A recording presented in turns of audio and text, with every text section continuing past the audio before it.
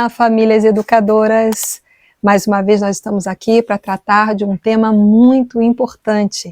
Prepare-se para educar em 2025. Atentemos para o que diz em Isaías 43:13, que diz assim: antes que houvesse dia, eu sou, e ninguém há que possa livrar alguém das minhas mãos.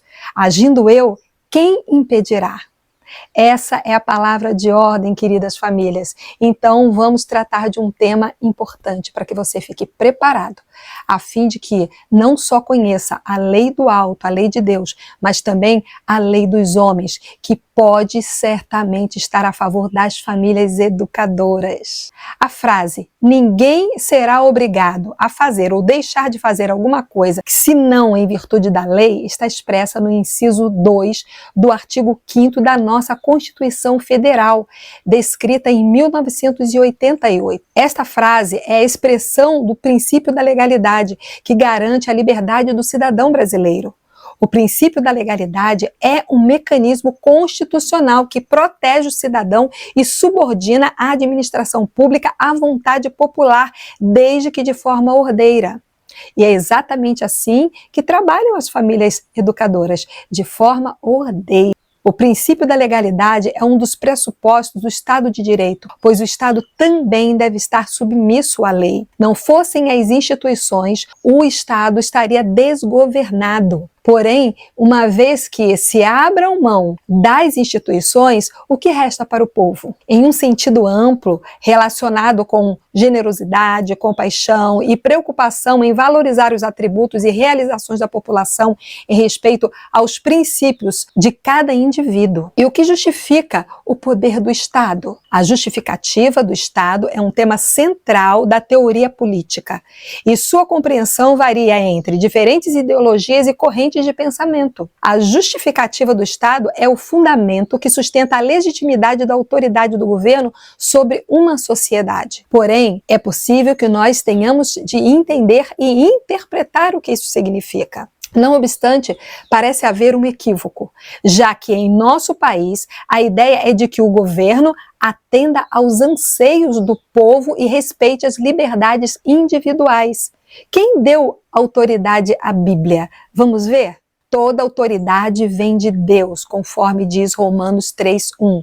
Toda alma esteja sujeita às autoridades superiores, porque não há autoridade senão de Deus, e as autoridades que há são ordenadas por Deus.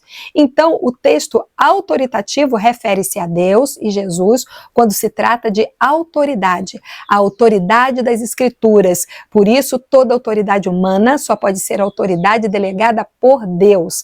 E então nós podemos entender que há autoridades falsas em meio a todo esse tumulto de coisas existentes dentro da nossa pátria, dentro do nosso país, e que estão interferindo na vida e na legalidade dos atos das famílias educadoras.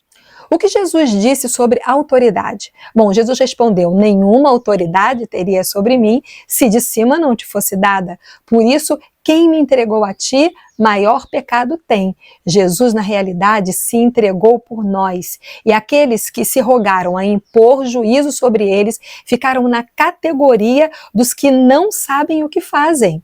Veja só, então nós podemos interpretar que quando uma família educadora é abordada pelos conselheiros tutelares, certamente eles estão equivocados no que tange ao interpretar e conhecer o que significa uma verdadeira família educadora. Quando o Estado não cumpre a representação da vontade do povo, a legitimidade das suas decisões é questionada e posta em discussão pelo Parlamento ou Câmara dos Deputados ou vereadores. A verdade é que os governos e autoridades terrenas passarão, mas o reino de Deus permanece para sempre, e este é inquestionável. O Estado, que se autodenomina como democrático de direito, é caracterizado pela soberania popular, eleições livres e periódicas e pela divisão de poderes. A Constituição, lei maior de um país, deve orientar as ações do Estado e dos cidadãos, e não o contrário. No entanto, na prática, em relação ao desejo de inúmeras famílias decidirem por realizar a educação domiciliar, são interceptadas pelo Estado democrático, o qual deixa evidente que não lança mão da Carta Magna para dirigir as suas ações. Então, o que nós estamos entendendo aqui é que quando as famílias educadoras são abordadas de forma indiscriminada e até desrespeitosa na maioria dos casos, significa que a Carta Magna, ou seja, a nossa Constituição Federal, não está sendo consultada. O Estado tem o dever de proteger os direitos humanos que são reconhecidos em tratados internacionais, como, por exemplo, a Declaração Universal dos Direitos Humanos. Isso também, para o reconhecimento e legitimidade da educação domiciliar, é válido. É o autoritarismo que está regendo a nossa nação.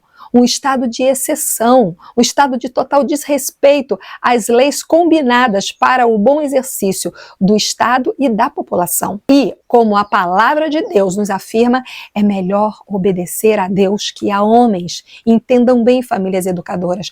Olhem no nosso canal que nós temos um vídeo falando sobre desobediência civil. O link estará aqui na nossa descrição para que você possa rever. O que significa governo do povo para o povo e para o povo? Aprendemos que a democracia é o governo do povo, para o povo, pelo povo. O governo do povo quer dizer governo com um sentido popular. Para o povo, significa que o objetivo é que leis sejam instituídas de acordo com o apelo do povo. Pelo povo quer dizer, então, realizado pelo próprio povo, ou seja, pelo ensejo popular. A ideia, portanto, deve ser considerada a vontade e a iniciativa popular soberana em toda a sua diversidade. E como o governo controla o povo? O controle social pode ser exercido pelos conselhos de políticas públicas ou diretamente pelos próprios cidadãos, individualmente ou de forma organizada. Conforme citado, os conselhos são instâncias de exercício da cidadania, que abrem espaço para a participação popular na gestão pública, já que conselheiros são eleitos periodicamente, tendo como candidatos pessoas da própria comunidade. Daí vem a justificativa para as ações do Conselho Tutelar em nosso país, que ao invés de atuar com uma abertura a conhecer os anseios do povo, tem trabalhado com rigidez contra as famílias educadoras, as quais são ordeiras e comprovadamente a solução da educação do nosso país. Nós, do EDA, acompanhamos famílias educadoras há 7 anos e garantimos a qualidade superior da educação ofertada pelas famílias educadoras, na maioria dos casos superando as ditas melhores escolas do país. Tem o nosso respeito e apoio todas as famílias que assumem essa responsabilidade. E para garantir que as famílias não estão sozinhas, também podem contar com a ANED, que promove e defende a prática do ensino domiciliar. E ainda, anualmente, as famílias podem contar com a Expo Homeschooling.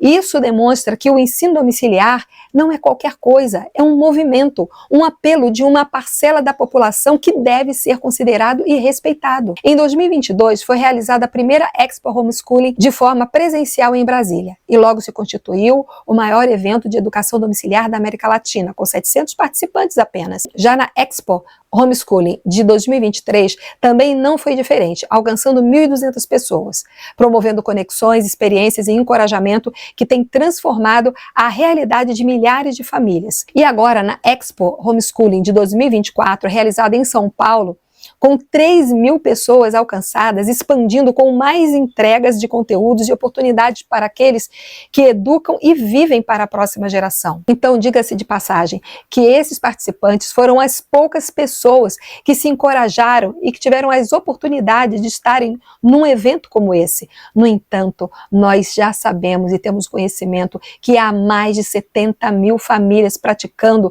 a educação domiciliar em nosso país. A maioria delas se mostram desconfiadas, se mostram amedrontadas, portanto, de certa forma, vivem no ostracismo, escondidas, ocultas, para que não sejam alcançadas pela perversidade do poder público que, ao invés de dar valor ao grande trabalho que o exercício dessas famílias tem ocupado em nossa nação, ao contrário, tem intimidado, tem denunciado e tem promovido processos terríveis junto ao Ministério Público. Então, queridas famílias, nós aqui do EDA também apoiamos e orientamos famílias educadoras na prática do ensino ideal para crianças cujas famílias já decidiram que o lugar da criança não é na escola, e sim no lar. E ali elas estarão protegidas e atendidas segundo sua real necessidade e convicção familiar.